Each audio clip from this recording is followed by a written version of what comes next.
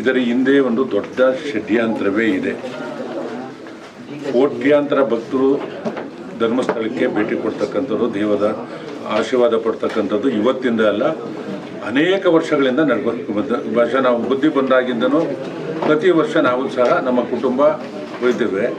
ನನ್ನ ಮಗನಿಗೂ ಇಟ್ಟಿರೋದು ಮಂಜುನಾಥ್ ಅಂತಾನೆ, ಆ ಧರ್ಮಸ್ಥಳದ ಹೆಸರು ದೇವರ ಹೆಸರಿಡಬೇಕು ಅಂತಕ್ಕಂಥದ್ದು ಇದು ಮಾಡಿ ಇಟ್ಟಿರ್ತಕ್ಕಂಥದ್ದೇ.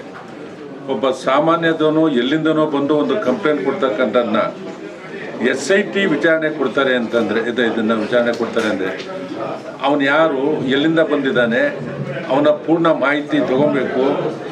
ಅವನು ಎಲ್ಲಿ ಓದಿದ್ದಾನೆ, ಎಲ್ಲಿ ಕೆಲಸ ಮಾಡಿದ್ದಾನೆ, ಧರ್ಮಸ್ಥಳಕ್ಕೂ ಅವನಿಗೂ ಏನು ಸಂಬಂಧ ಇದೆ, ಅದೆಲ್ಲನೂ ನೋಡ್ದೇ ಇವತ್ತು ಸನ್ಮಾನ್ಯ ಮುಖ್ಯಮಂತ್ರಿಗಳು ಅದು SIT ತನಿಖೆ ಕೊಡ್ತಕ್ಕಂಥದ್ದು ಭಾಳ ದೊಡ್ಡ ತಪ್ಪು ಮಾಡಿದ್ದಾರೆ. ಇವತ್ತು ಅವನೇ ಅದನ್ನ ತಪ್ಪಿಸ್ಕೊಳಕ್ಕೆ ಹೋದಾಗ ಅವನ್ನ ಹಿಡ್ಕೊಂಡು ಸಂಪೂರ್ಣವಾಗಿ ಏನೋ ತನಿಖೆ ಮಾಡ್ತಾ ಇದ್ದಾರೆ. ಇದರಿಂದ ದೊಡ್ಡ ಷಡ್ಯಂತ್ರವೇ ನಡೆದಿದೆ. ಧರ್ಮಸ್ಥಳದ ಒಂದು ಹಿಂದೂ ದೇಗುಲಕ್ಕೆ ಒಂದು ಕೆಟ್ಟ ಹೆಸರನ್ನು ತರಬೇಕು ಇದು ಅಂತಕ್ಕಂಥದ್ದು ಏನಿದೆ, ಅದು ಅಣ್ಣಪ್ಪ ಸ್ವಾಮಿ ಧರ್ಮಸ್ಥಳ ಮಂಜುನಾಥ ಅಣೆ ಖಂಡಿತವಾಗೂ ಆಗೋದಿಲ್ಲ. ಅದಕ್ಕೆ ಪ್ರಾಯಶ್ಚಿತ ಈ ಸರ್ಕಾರ ತಗೊಂತದೆ, ಪ್ರಾಯಶ್ಚಿತ ಕೊಡ್ತಾನೆ ಭಗವಂತ. ಇದನ್ನು NIಗೆ ತನಿಖೆ ಕೊಟ್ಟರೆ ಅವತ್ತು ಈ ಸರ್ಕಾರಕ್ಕೆ ಒಂದು ಒಳ್ಳೆಯ ಹೆಸರು ಬರ್ತದೆ ಅಂತಕ್ಕಂಥದ್ದು ನನ್ನ ಭಾವನೆ.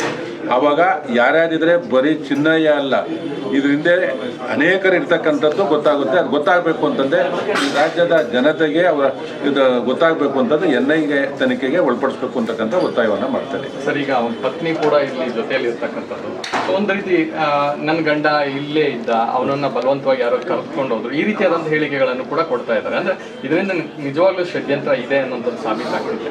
ಇವರು ಅವರ ಕುಟುಂಬನೇ ಕಟ್ಕೊಂಡಿರ್ತಕ್ಕಂಥ ಹೆಂಡತಿನೇ ಅದನ್ನು ಹೇಳಬೇಕಾದ್ರೆ ನಾವು ನಂಬಬೇಕಾಗುತ್ತೆ.